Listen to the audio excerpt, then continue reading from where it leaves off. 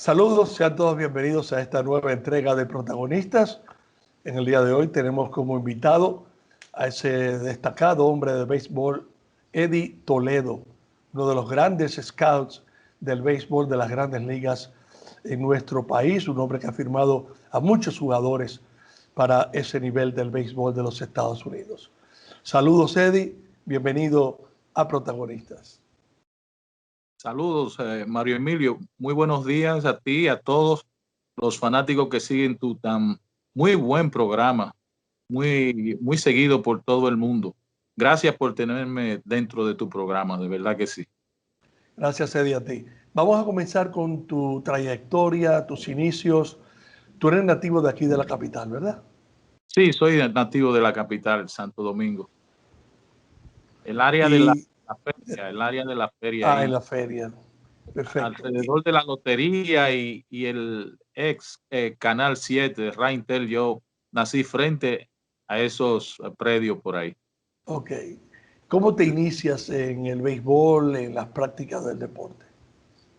Bueno, fíjate, yo me inicio o le tomo amor al béisbol por injerencia de mi abuelo, que era un liceísta furibundo, y me mantenía de noche, tarde, escuchando en un radio de esos Huega viejo, hasta a veces hasta la madrugada. Yo recuerdo el juego de Marichal y Milcíades de Olivo, ese juego 1-0, creo que fueron 13 innings, 12 innings. Sí. Y yo lo escuché con él enterito, cabeceando, y él ahí, eso fue una cosa, bueno, no dormimos él y yo esa noche, porque él se quedó hablando. Ganó Milcíades a Marichal. Y yo recuerdo ese juego.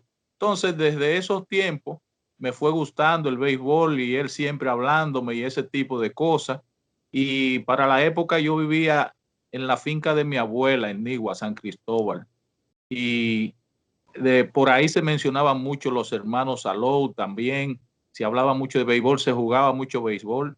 Y yo aprendí, ahí fue que yo me inicié realmente en la práctica del béisbol, aunque después, con los años, en el 1965, cuando regresamos a la ciudad, ya ahí fue diferente.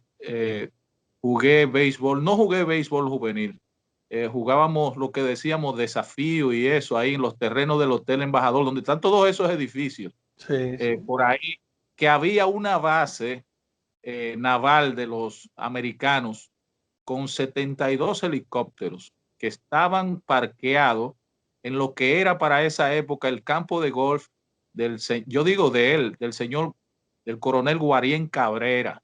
El campo de Ahí polo era, no era de polo, de polo. de polo, perdón. Y ahí habían unos terrenos bien amplios para practicar cualquier deporte.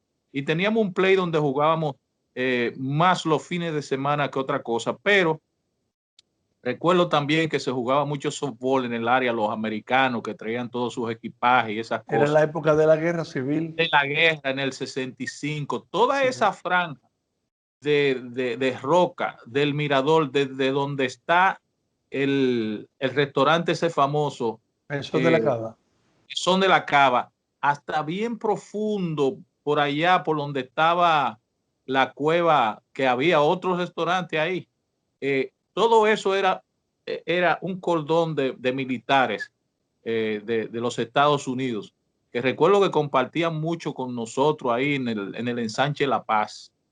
Y había un portaaviones enfrente de la feria, vamos a decir, fondeado allá donde ellos venían en helicóptero, iban y venían, etcétera. Que también había uno simultáneamente, porque yo iba porque tenía familia en esa área, a donde está el Dominico Americano, el Instituto Dominico Americano, esa era otra base de los americanos para la revolución también, que recuerdo así por mencionar, que se dijo cuando ellos se fueron todos para Vietnam, desde ahí fueron a Vietnam, recibimos la triste noticia de que todos fueron barridos cuando llegaron allá a Vietnam. Y eran, bueno, mucha de esa gente dejaron hijos, inclusive aquí en República Dominicana, esos guardias.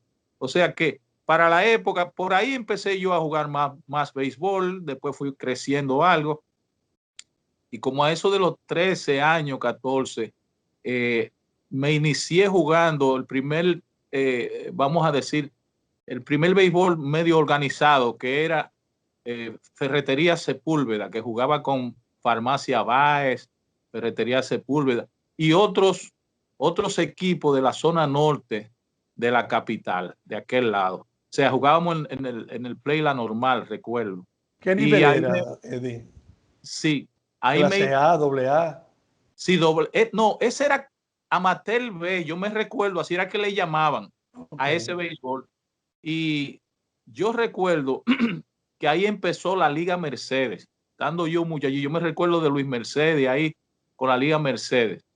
Y entonces, después que jugué como 2 años ahí con la Ferretería Sepúlveda, ahí firmaron, en ese equipo Ferretería Sepúlveda, firmaron a Ramoncito Pérez, que era segunda base de nosotros. Lo firmó Houston.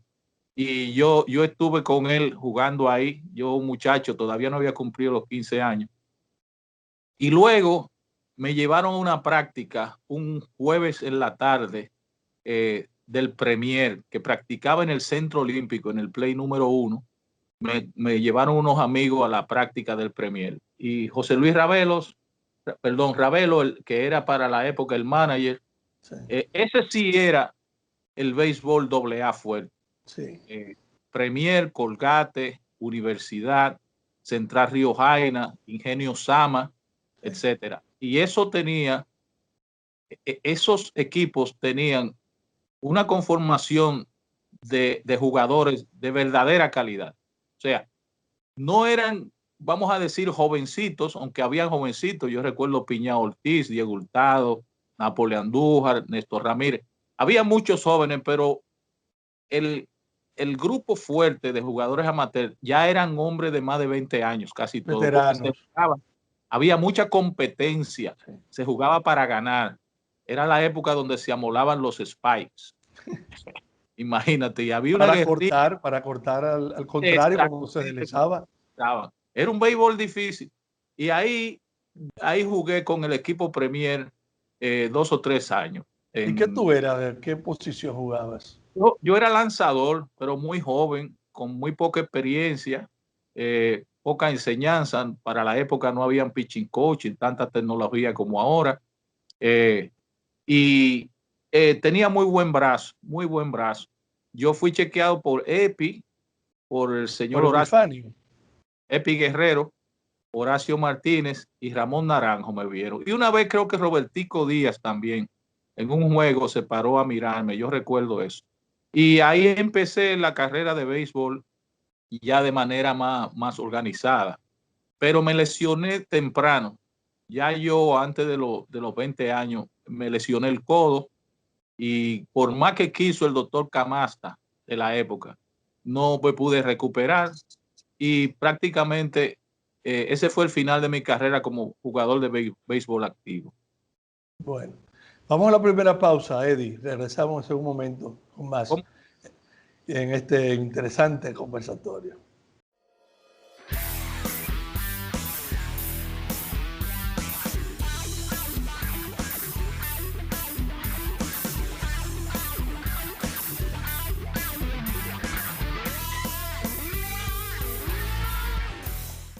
Entonces, Eddie, después que te lastimas, después que ya no sigues tu carrera, ¿cómo te introduces en ese béisbol ya de buscatalentos, de scouts, donde has sido tan exitoso?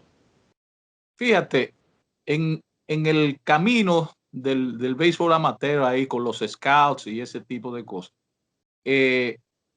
yo conocí al señor Ramón Naranjo y él era scout de los Expos de Montreal. Y yo lo vi un día que estaba practicando algunos jugadores, mirando en una práctica del Premier y eso.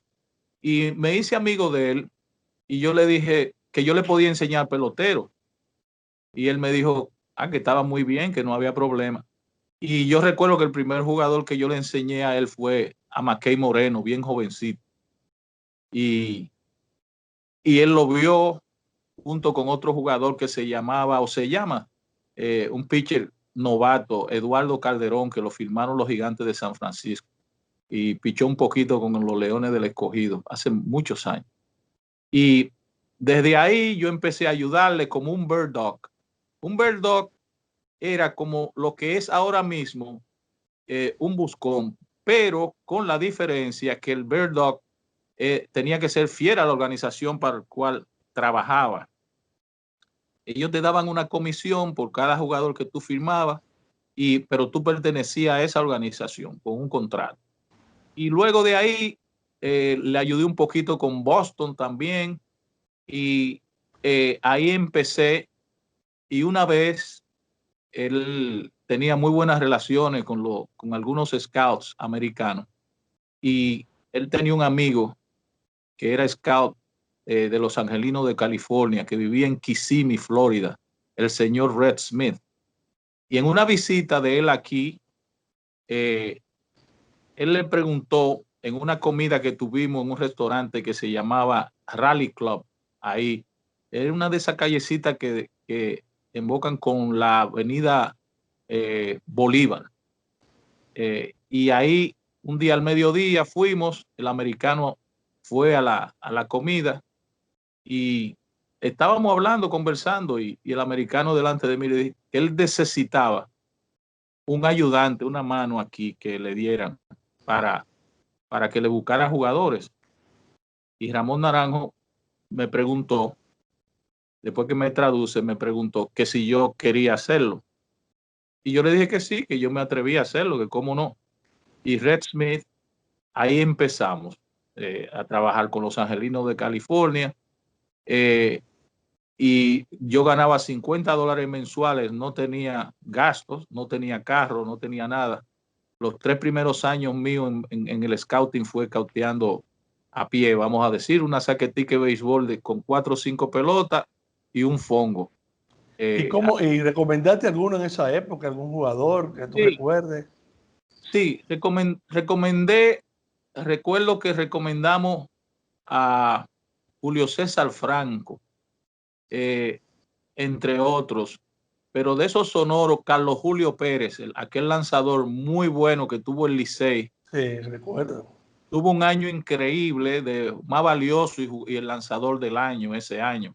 Él no pichó en la Grandes Ligas, él llegó hasta AAA, pero él sí mereció pichar en la Grandes Ligas. En esta época hubiese pichado fácil, porque Sí. era un tremendo lanzador.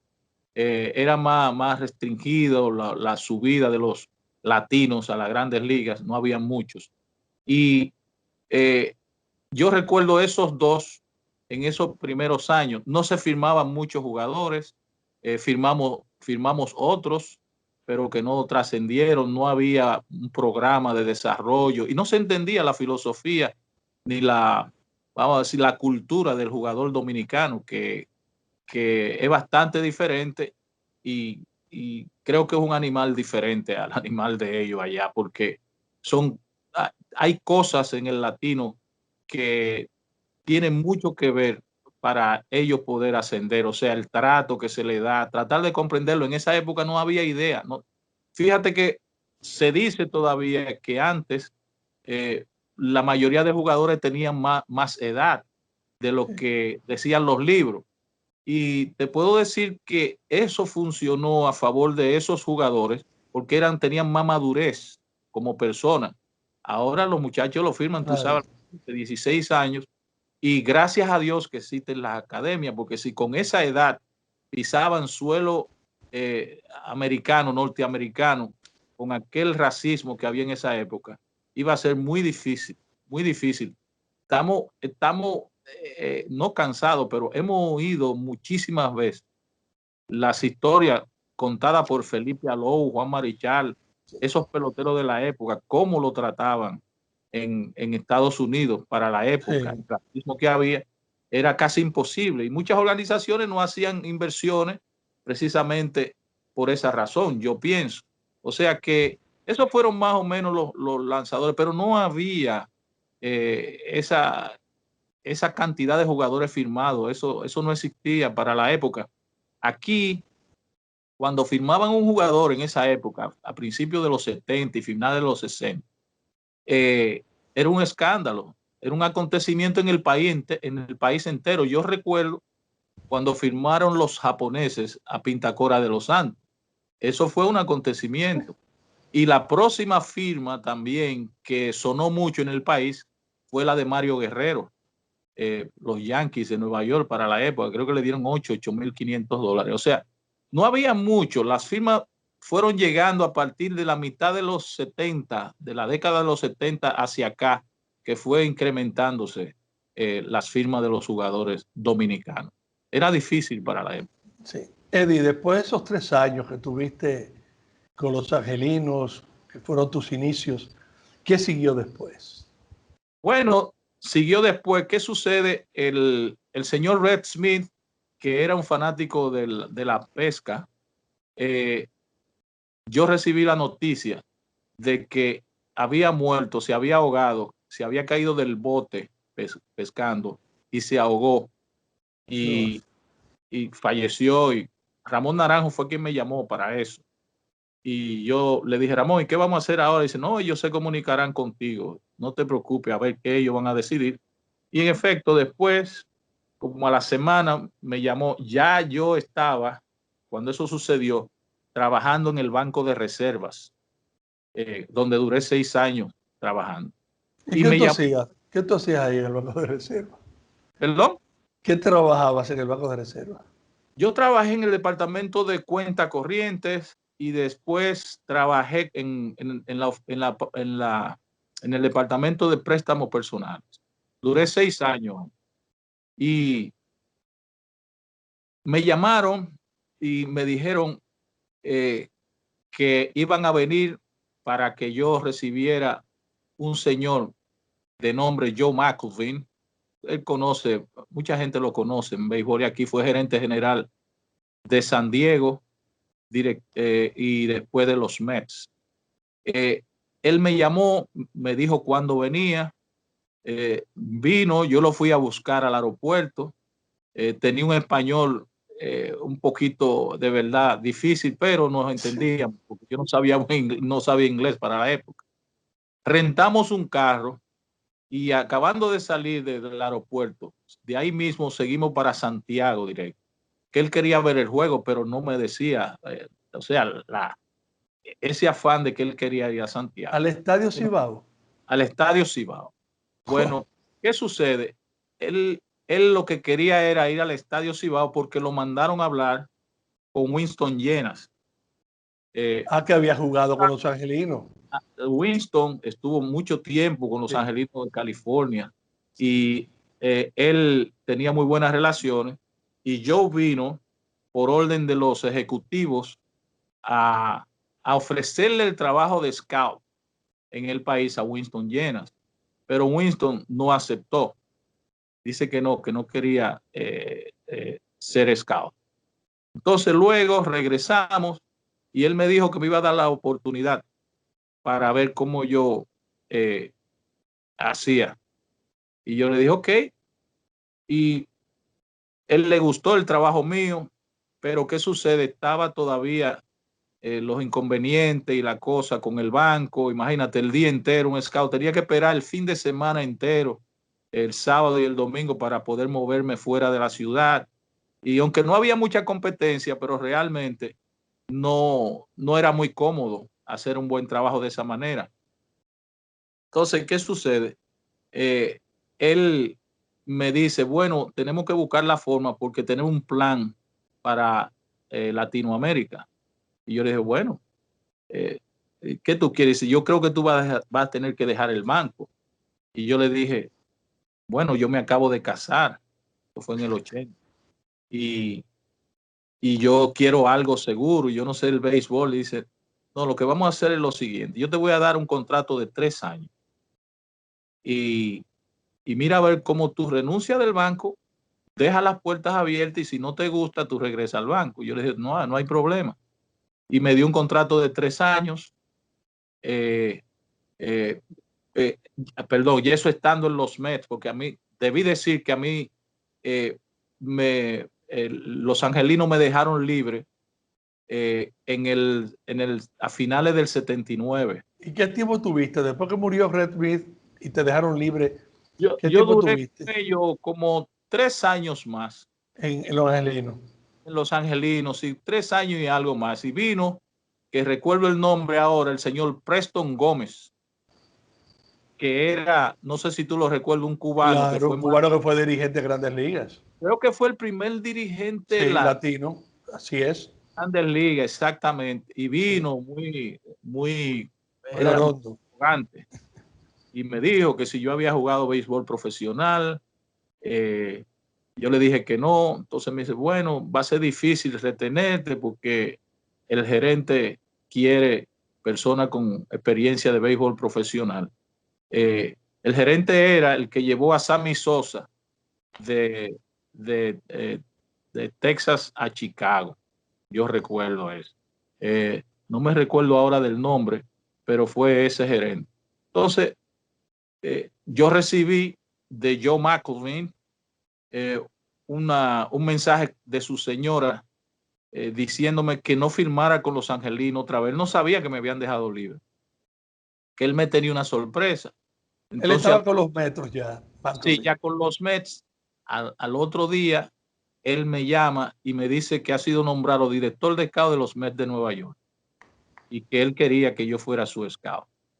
Qué bueno. Y, y vino, nos pusimos de acuerdo, como dije, me dio 3 años de contrato y ahí arrancó todo, me dio Latinoamérica, pero el gerente general de la época para los Mets, el señor Frank Cashin, dijo que yo era muy joven y que necesitaba mi experiencia.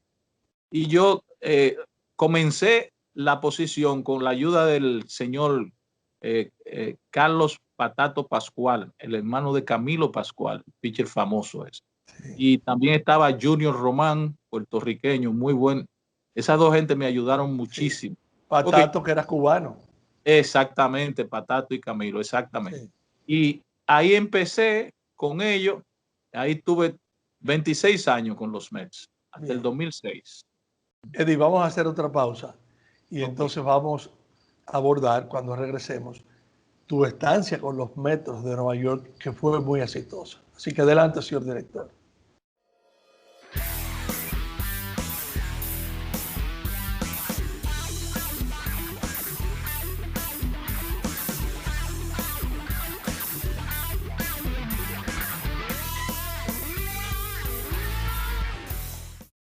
Entonces, Eddie, comenzaste con los Mets. ¿Tú recuerdas más o menos la fecha con ese Sí, contrato de 3 años? primero de enero, primero de enero del 80.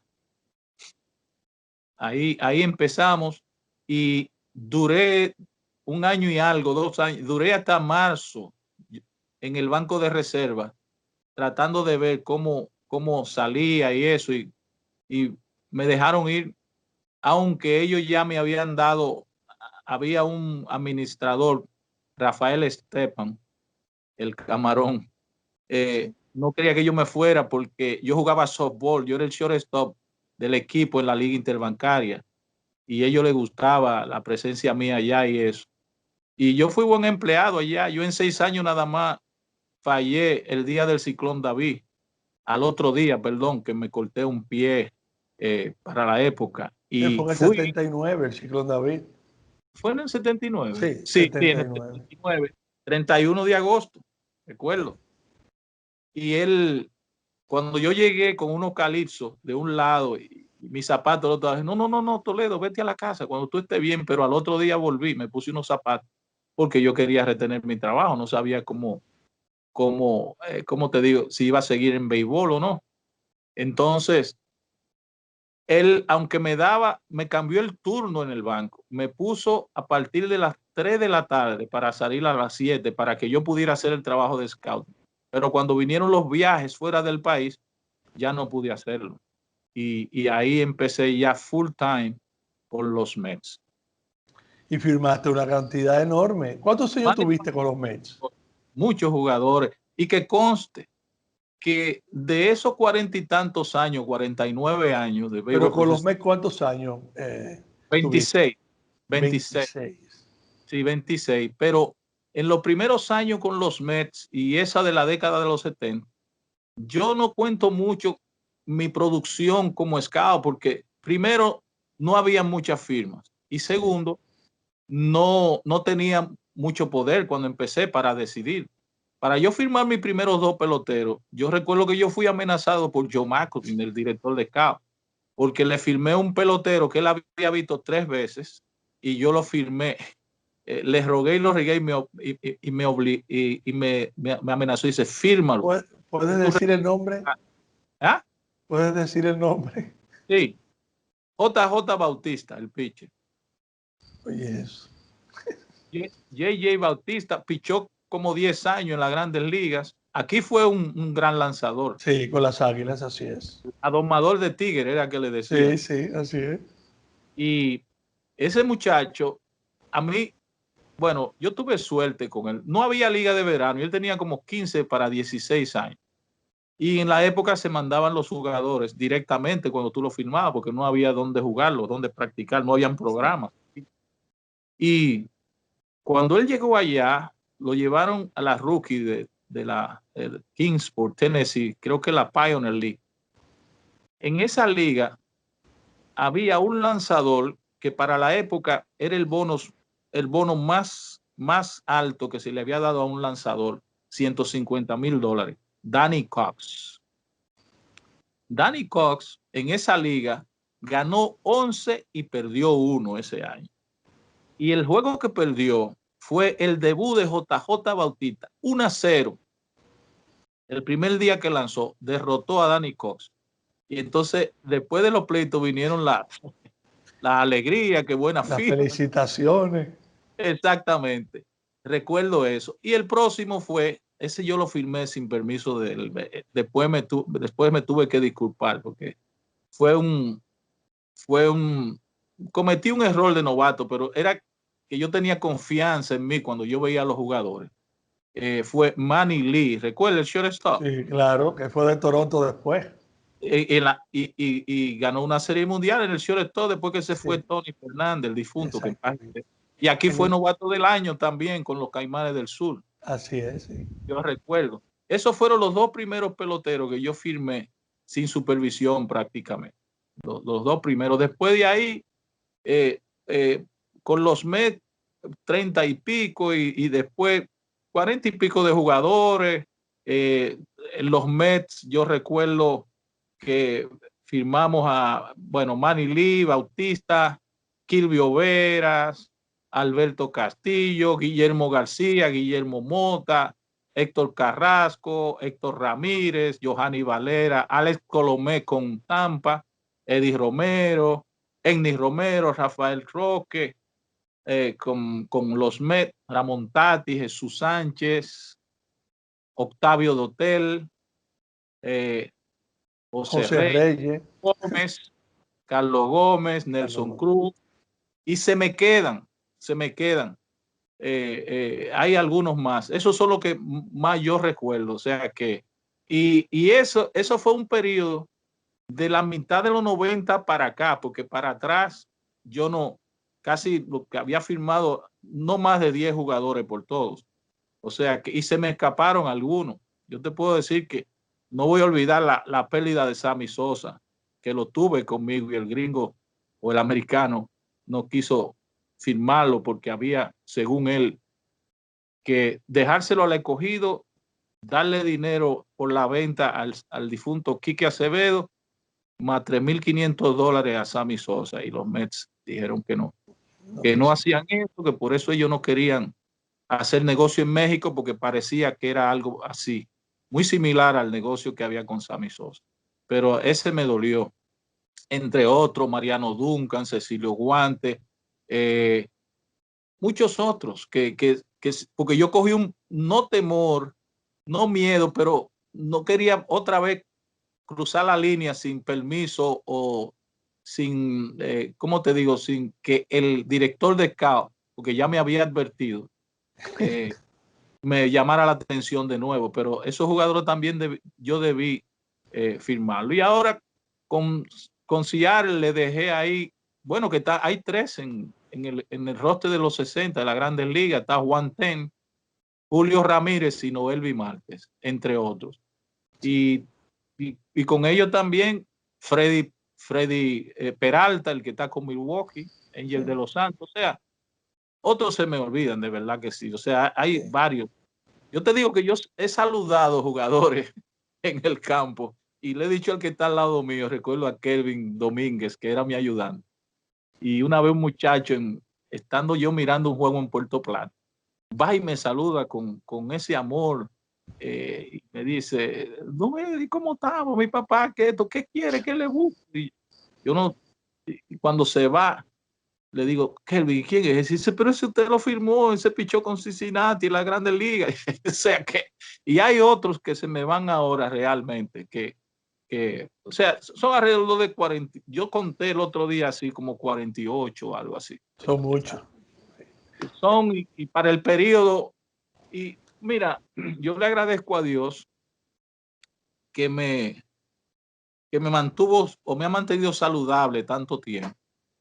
Y también la consistencia de mi carrera, o sea, en todos mis años de de scout, siempre tuve jugador en grandes ligas, o sea, todos los años subía a alguien, sea con los Mets, con el que fuera, y siempre tuve jugadores de grandes ligas, no era que firmaba, llegó uno, duraba 3 años, después llegaba otro, sino cuando arranqué como scout, siempre tuve jugadores de grandes ligas hasta la fecha, o sea que pude hacer la transición del escauteo clásico al escauteo de la computadora y eso de los reportes y ese tipo de cosas.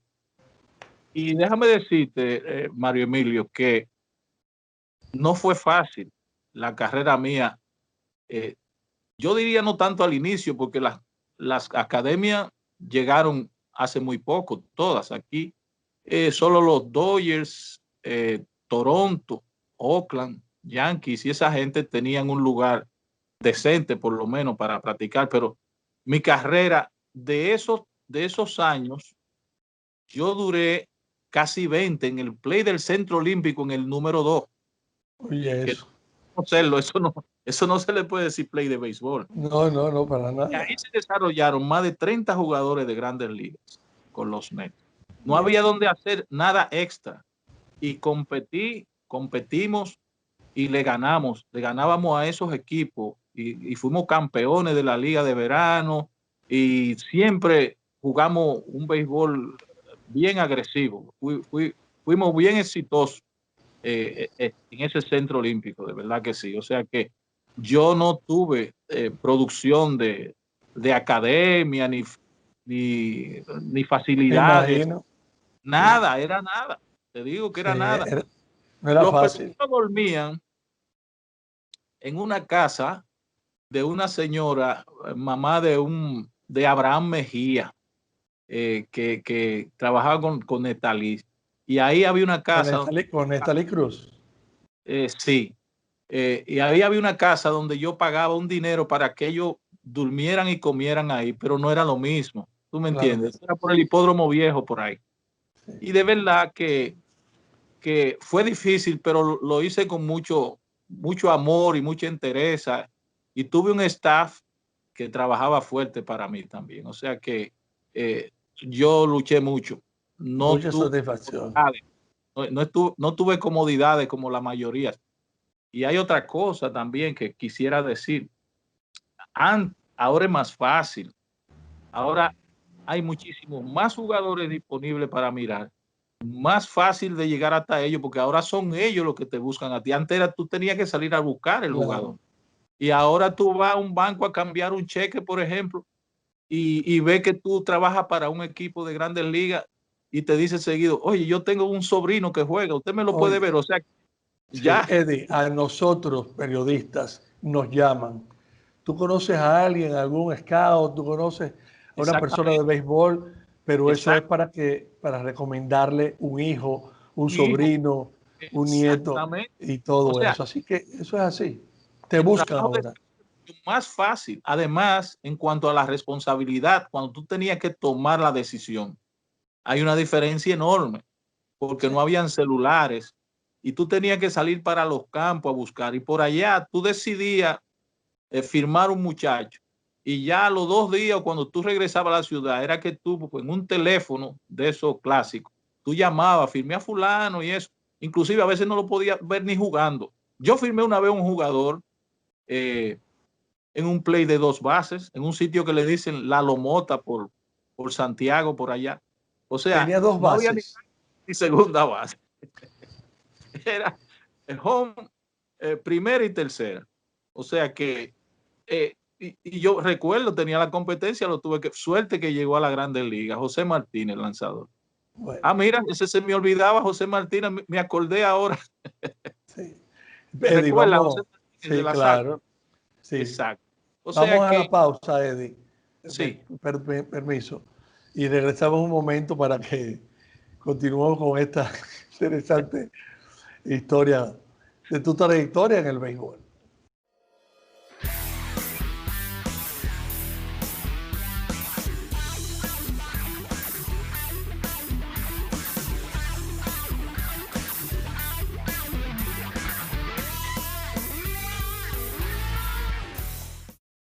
Eddie, entonces tuviste 26 años con los Mets. ¿ah? Después pasaste a Tampa Bay, ¿fue? A Tampa, ajá, como ¿En, director. en qué año? Me Eso imagino fue 2006 por ahí. en el 6, sí.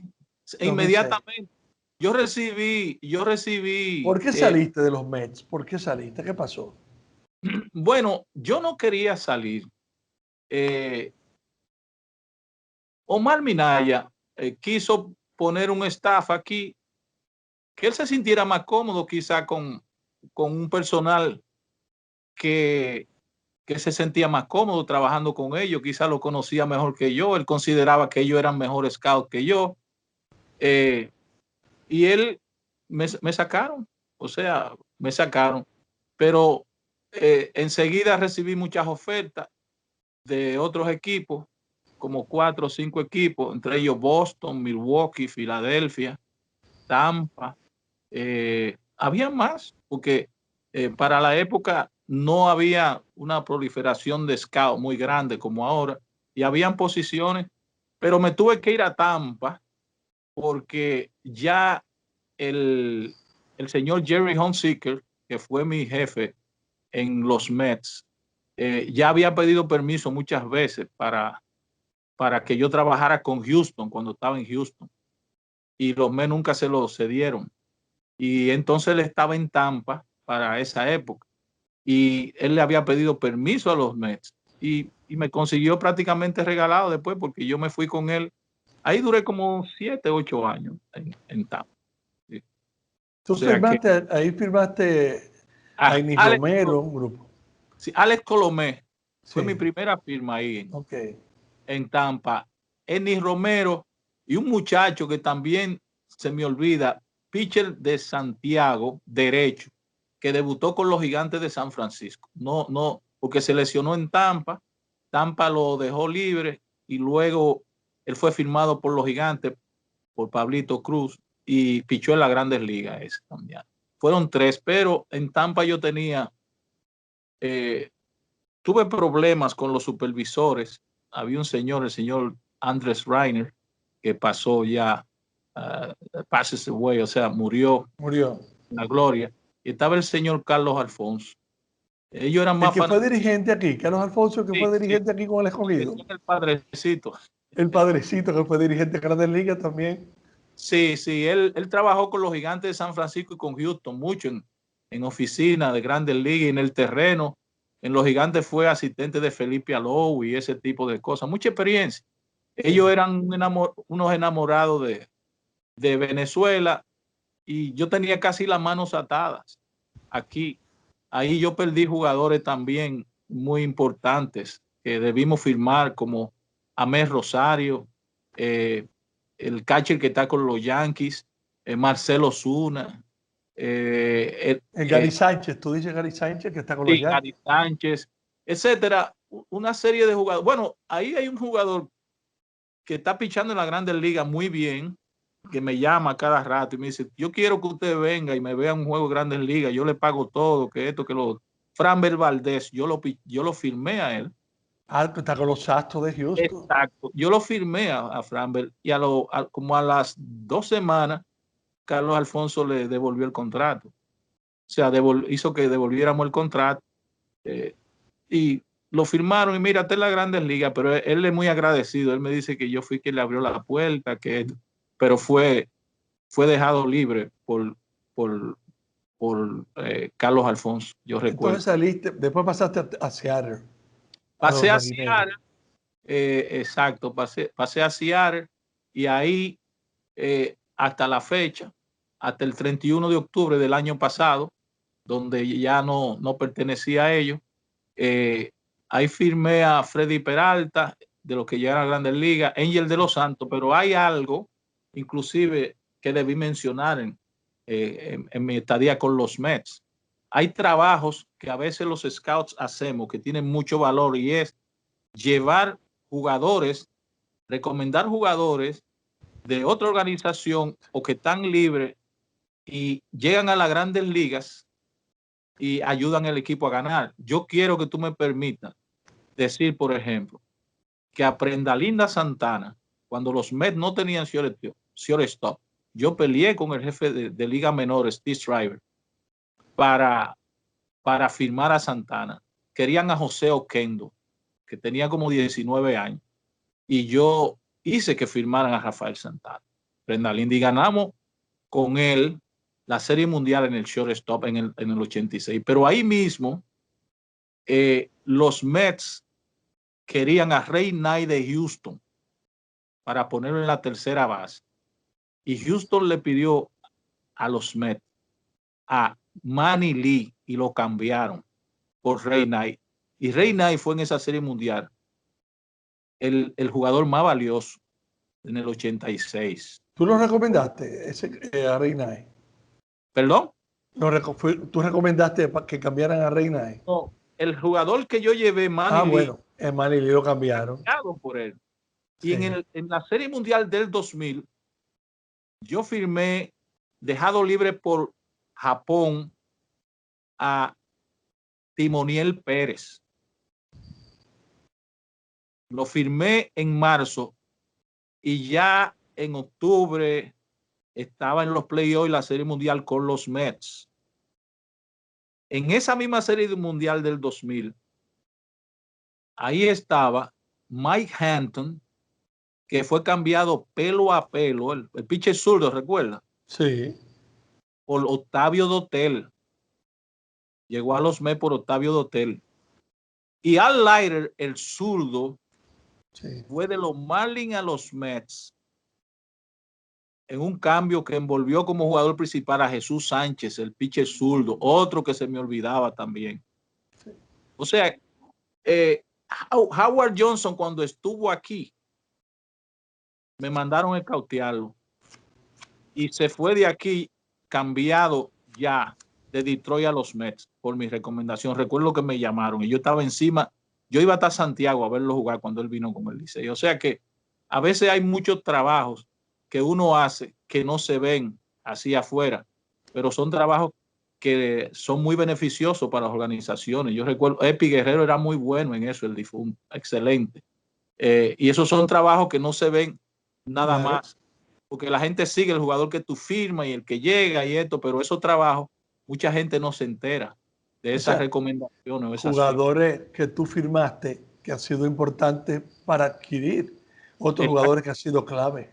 Exactamente. Y las recomendaciones. Exacto. Nelson Cruz no está en Tampa porque Texas, era Texas, estaba en Texas. Sí, Texas, él jugó en Texas. Pidió demasiado por él. Pidió unos lanzadores ahí a Magui,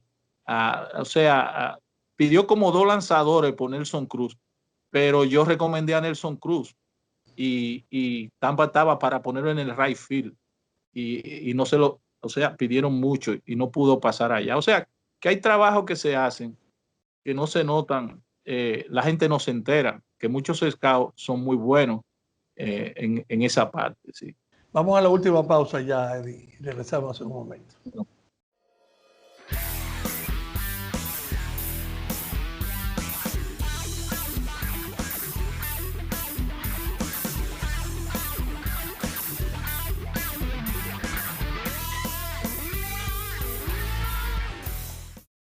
Actualmente, ¿qué estás haciendo, Eddie? Bueno, actualmente prácticamente en el béisbol profesional no estoy haciendo nada, aunque recibí ofertas desde el principio de año.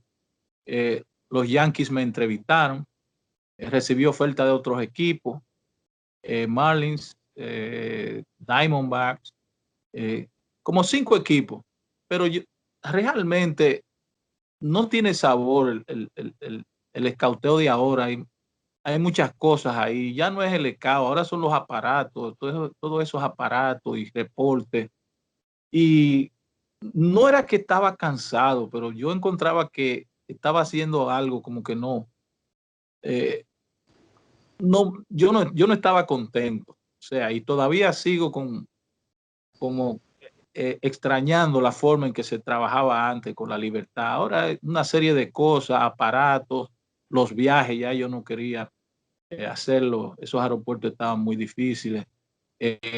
Esas madrugadas, todos esos reportes. Pregúntale a un director de CAO ahora, amigo tuyo, el que tú quieras, para que tú veas lo duro y difícil que es ahora, porque ahora hay que escribir reportes casi 24/7. Tú dura el día entero fuera en la calle, llega a las 6, a las 7 de la noche a tu casa y te tienes que sentar en la computadora a veces hasta la 1 y las 2 de la mañana haciendo reportes todos los días. Entonces, todo eso, además, debo decirle, sin quitarle ningún mérito a los buenos scouts, aquí hay buenos scouts, muchachos jóvenes, pero ya son los americanos que firman su pelotero. Ellos vienen y bueno, te dice, fulano firmó a fulano, pero el americano le dijo a fulano, firma ese. ¿Tú me entiendes? O sea, vamos a firmar a ese. Ya no es lo mismo y no tiene el mismo sabor. Ahora los aparatos nuevos que hay, los devices, eso, que el blast motion, que esto, Sí. que medir la curva, que los brincos, tirando una pelota, totalmente diferente todo. Y eso como que yo le perdí la esencia de todo, como que realmente no.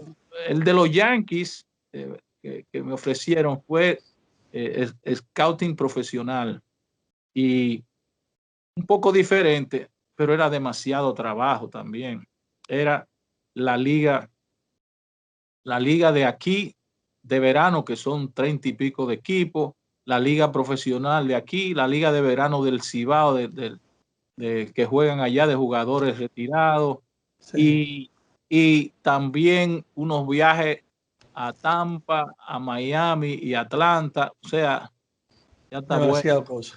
49 años, pero gracias a Dios, yo pensé a tiempo, yo desde los años 70 me preparé para esto. Me siento bien. Ahora, ¿qué estoy haciendo ahora? Estoy de gerente general de un proyecto nuevo que tiene 3 estadios, casi está listo, tú vas a ir porque lo vamos a inaugurar pronto. Y ahí vamos a preparar jugadores, pero no nada más el jugador para verlo como un objeto de venta, sino también crear buenos ciudadanos con educación y ese tipo de cosas. Y, y estamos ahí como gerente encargado de todo hasta ahora. Y eso estoy haciendo ahora, un poco más tranquilo. Y ya para la época ya no va a ser, porque hasta la gerencia general de aquí, de los equipos, ha cambiado mucho. ¿Tú Por me entiendes? cierto, eso te quería preguntar. Tú has sido gerente general aquí también Sí, de las estrellas principalmente.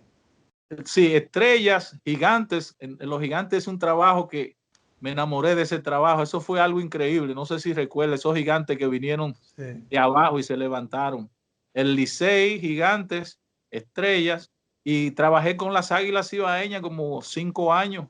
Ganamos 3 campeonatos ahí. Yo era asistente de Tito Hernández y de Winston Jenner, que era el manager. O sea, yo ayudaba a traer los jugadores importados.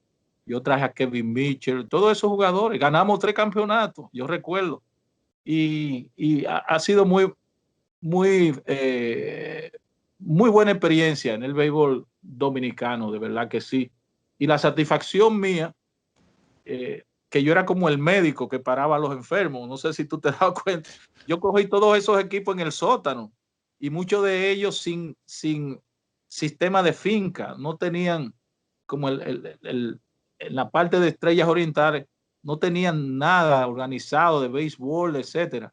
Y si tú te das cuenta, cuando yo entré al Licey, el Licey estaba malito, no tenía jugadores nativos. No tenía, porque la razón de eso fue que Ávila se fue del Licey. ¿Te acuerdas? Los Toros. Claro. Él se fue y nada más eran los Dodgers de Los Ángeles que tenían jugadores en el Licey dominicano. No sé si recuerda eso también. Y algunos que firmaba Robertico Díaz, que era 1 o 2 al año, que era coach de los Tigres del Licey. Pero Y cuando era de los Cardenales de San Luis. Él. sí. Cuando esos jugadores se envejecieron, se pusieron viejos, el Licey se vio feo. No habían jugadores nativos. Cuando yo entré, allí no había prácticamente nada. Y recuerdo que el señor, me tocó la gorra, el señor Ángel González, el señor González, una de las personas más maravillosas que yo he podido conocer dentro y fuera de béisbol. José Manuel González, el papá de Miguel Ángel. González, excelente. Un padre para mí, una persona increíble, increíble. Eso no tenía defecto por ninguna parte como persona. Educado, decente, trabajador. Yo le agradezco el alma al señor González, de verdad que sí. Diseñamos un plan, no había draft para la época, no. Y lo que hicimos fue, como yo conocía a todos mis amigos scout, que antes llevaban peloteros al Licey, pero el señor Monchín no aceptaba peloteros de otra organización que no fueran Dodgers y Cardenales.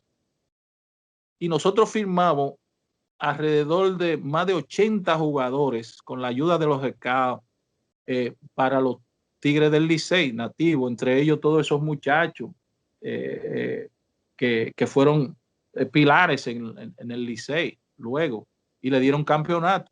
Cuando yo salgo del Licey, al año siguiente el Licey ganó viniendo de 2 sótanos, me parece. Bien, Eddie, muchísimas gracias. Te agradezco infinitamente haber estado todo este tiempo conmigo aquí en Protagonistas. Yo sé que la gente ha disfrutado de esta conversación, de todas tus anécdotas, tu experiencia en el béisbol, y abrimos las puertas para que en una próxima ocasión seas de nuevo un protagonista. Muchísimas gracias a ti, Mario Emilio, por permitirme estar en contacto con tus fanáticos y conversar contigo. No tenemos tanto chance, vamos a decir, de vernos por ahí. Yo soy un poco casero, yo nada más salgo a lo necesario. No tan solo ahora en el tiempo de la pandemia esta, sino yo soy, como me dicen Ramón Cuello y los otros, me dicen, tú eres muy retraído, qué sé yo qué, no sale, pero costumbre de mi abuela, si tú no buscas nada en la calle, tienes que estar en la casa. O sea que, pero un día de esto, después de esto, creo que sí, nos podemos juntar y beber un café por ahí, compartirlo y eso, y disfrutar de un momentito juntos hablando extra. Cómo no. Gracias, Eddie, de nuevo. Gracias a todos los amigos televidentes y será hasta una próxima ocasión en Protagonistas. Hasta entonces.